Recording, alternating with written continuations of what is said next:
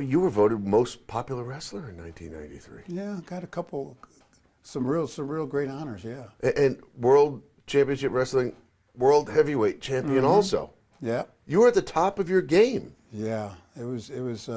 When I won the world title one time, it was live on television against Hulk Hogan, and we were in Detroit, and they said it was one of the biggest pops, they call it, of their crowd. It was so unexpected because Hogan was wrestling on TV, which is unusual, let alone him being the world champion, losing on television. It was like the best kept secret, because with the internet now and the way everything was, it just started to explode. So they kept it a complete. I didn't know I was going to be world champion until right before I went to the ring, because they didn't want anybody to find out.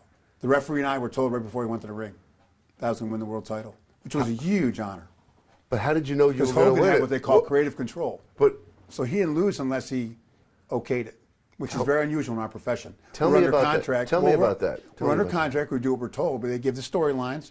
And I don't want to reveal all the. I don't want to spoil anybody who thinks wrestling's all real. But most people now know that it's a drama that's scripted, and they tell you the finish of the match, and they kind of let you work those things out. But in this particular case, they came to us right before we went to the ring.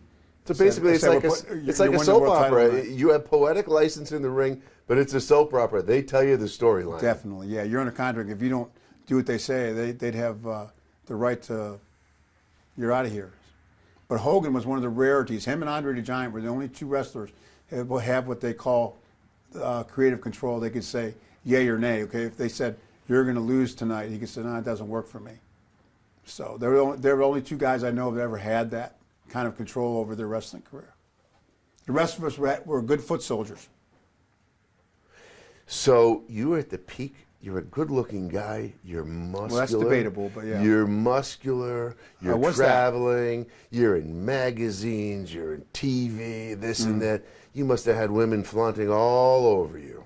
There's a lot of temptations in there, and they call it the sports entertainment field, because you're hobnobbing with TV and movie stars and athletes from other sports. I'm one of my greatest treasures. I'm a huge hoops fan. I got to do a cover shot with Michael Jordan.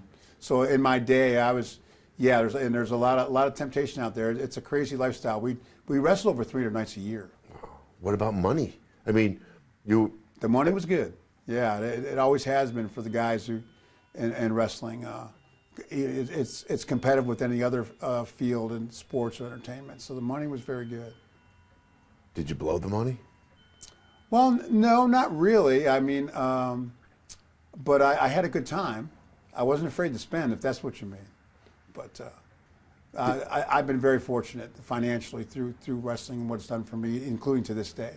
I'm with WGRZ again and as an ambassador program, and they have put out the action figures, and they put you into the 2K17 WWE, and it's wonderful to be a part of that stuff. So life was great. Two-time World Championship Wrestling Heavyweight Champion. You're at your peak. Come 2000s, the early 2000s. Hold on a second. Yep. Go like this. You got a hair hanging down. Here. I don't want you coming after me afterwards. I wouldn't do that. All set? I'm glad I have a hair that I still have a hair that can come down. I've lost some of it, but it still can come It down a looks little good. bit. Yeah. You still look good. Okay, go ahead. Still handsome. So you are the total package. It's 2000s. You were married, a couple children, right? And then you hit some tough times in 2000. Life wasn't always perfect for the total package, was it? Not outside of the ring. We just talked about what happened inside the ring. Outside of the ring, there's a lot of temptation. I started. We get back to my childhood. I was raised great morals and standards by my parents. They were a great example of my entire life. But I got away from who I was as Lawrence or Larry Fole from Buffalo, and made a lot of bad decisions, and went down that what they call it, the life of fame, fortune, and glamour, and definitely got in with a wild crowd, and we're they talk about in rock and roll, they call sex, drugs, and rock and roll, or women, wine, and song. I made some real bad decisions that affected a lot of people closest to me. With that, I even had at one point when I was Tell me about that. That's okay. Tell me about that. okay. That's all good stuff. Tell me about that again. The three things that you were saying. You made like rock and roll. You said there's three things that go wrong. Yeah, with rock and roll, you know what they say in rock and roll, sex, drugs, and rock and roll, that lifestyle outside of when they're up on stage. And unfortunately, I fell into that. I was traveling 300 days a year and kind of lived a double life. Not kind of, I was living a double life. Ended up hurting those closest to me. And my life seemed to, my personal life, well, it seemed like I had it all, the total package, everything going on in the ring, and then the millions of dollars, everything going on. There was an emptiness that I was trying to fill. And outside of the ring, there was never enough money, there was never enough women, there was never enough partying, and as a result, I went down some real dark paths for a while there. Real dark paths. A lot of people that are watching this can relate to that. They go through dark times. Nobody always has a perfect life. It was drugs involved and all that stuff too? Yeah, I ended up having for a few years there. By God, the grace of God, I'm still here. I survived with I had started popping some pain pills earlier in my career, and it was like a slow digression, I call it, into where now it's an epidemic nationwide, and including now I'm back in the community here in Buffalo. I see that as well, but I definitely had a very strong opioid addiction that. Many mornings that I didn't have a death wish or anything in that regard, but I'm fortunate I woke up. Did you take those because of the pain from what happened in the ring? Initially, but it also was my lifestyle.